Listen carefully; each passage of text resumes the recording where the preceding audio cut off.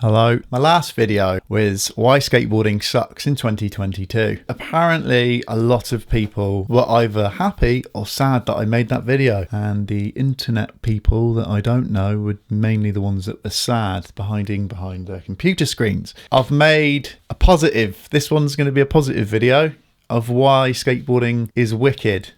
Sorry, is wicked the wrong word? Should I not be using wicked? I'm going to make a good why skateboarding is good in 2022. Let's not call it wicked, because some people might think that it's evil. 5 reasons why skateboarding is good in 2022. SkateWine.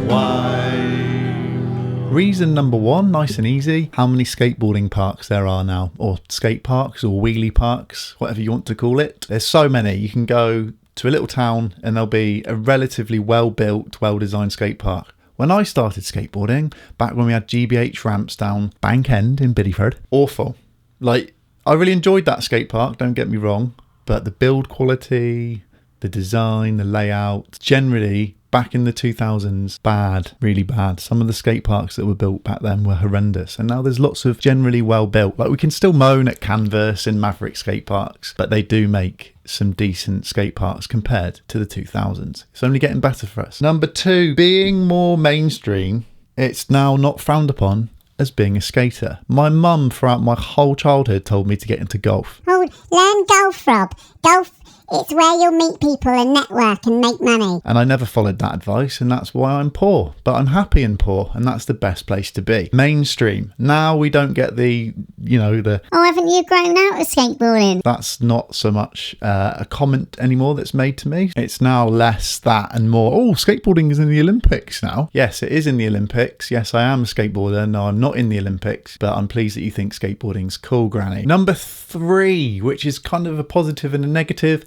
how many skate brands there are now. You can go to any part of the world and there'll be a cool little skateboard brand, not making so much money, but helping the locals. And there's so much of that now, which is rad. So even though there's the bigger companies that you can buy in Argos or Amazon, there's also the smaller companies that are core that you can get down your local skate park or at local skate shops. So it's still there. Thank God we've still got the smaller skateboarding companies, and a lot of them now. There didn't used to be so many, but because it's more popular, I think we're just getting the head of the mainstream monopoly or money. Awesome. Really like the little skate brands that are about, and they're everywhere. Number 4, helped out in SkatePal in 2015. Skateboarding has got amazing with the charity groups that are now involved. So you've got Skater Stan, which is what I first heard of, SkatePal, Skate Aid. So there's a number of skateboarding charities. The work that they're doing is amazing. It's awesome. It's inclusive. It's what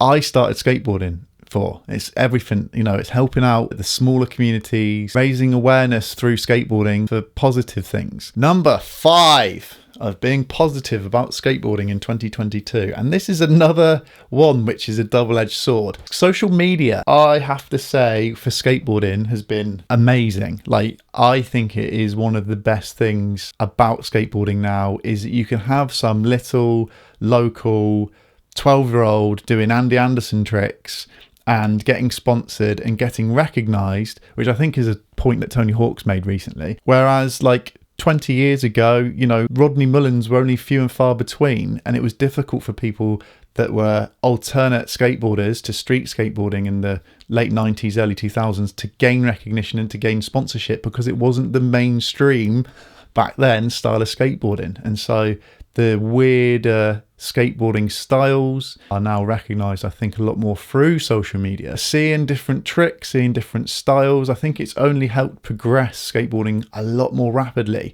Tricks, spots, how they're used has just exacerbated and got amazing. I'm always blown away by the stuff that I see on social media. And I think if you can balance your real life, going to the skate park and seeing your mates with a little bit of social media, it's brilliant. It's amazing. Just don't be that person that's always on social media and not hanging out with your mates.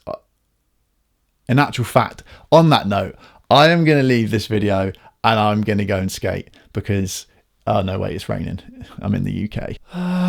over it. I'm totally over it. Like and subscribe. Tell me what you think in the comments section below. What's your favourite thing about skateboarding in 2022 compared to when you first started, whether that was 6 months ago, 20 years ago, or 60 years ago? I've had a few on Instagram. I did put out a question. Stevie Thompson's put Jimmy Wilkins, which is funny because of all the responses, he's come up twice. So Jimmy Wilkins is the best thing in 2022 about skateboarding. Had a couple. Straubs, you get cancelled. Thank you, Straubs. Lars Stout, SkateWine getting banned. Thank you, Lars. Ethan Doody, Wilkins, Lean 540. Carl Craig, and the amount of new parks. I've already put that in mine. Thanks, Carl Craig. Jack Talbot, the fact that I can go skate with two people and one of them's like 45 and the other one's 12. I do like that about 2022, actually. The age range is humongous. A lot of older people now getting back into skateboarding. Wild Board Ride Kid has put, I'd done a Texas plant.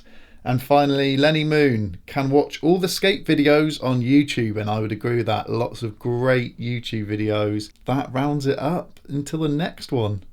No one wants the next one, Rob.